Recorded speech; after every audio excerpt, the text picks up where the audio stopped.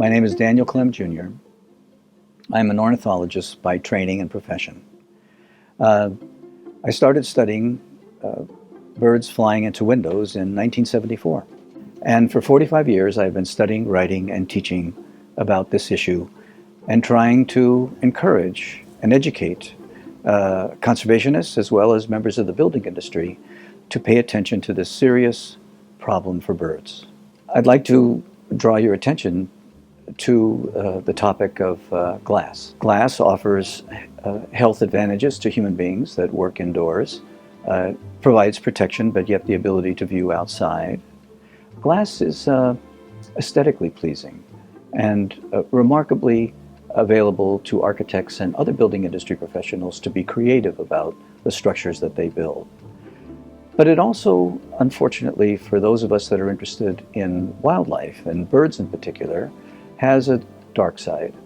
The dark side is that one of nature's most attractive creatures, birds, are not capable of seeing glass, and they fly into it and are killed outright or injure themselves in huge numbers.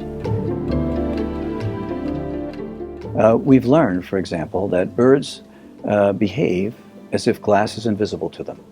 And this occurs in two kinds of conditions. One in which the glass is clear and habitat and sky can be seen on the other side of the clear panes. And the other more prominent installation of glass that creates an illusion and a deception for birds is a reflection off the outside surface of the window. These outside surfaces architects refer to as surface number one, and these reflections are the most common danger for birds everywhere. This I refer to as the danger zone. And the danger zone is that area in which an animal enters in which it's capable of being deceived by the glass. This is enhanced if there's vegetation reflecting in the window or if a water impoundment is located.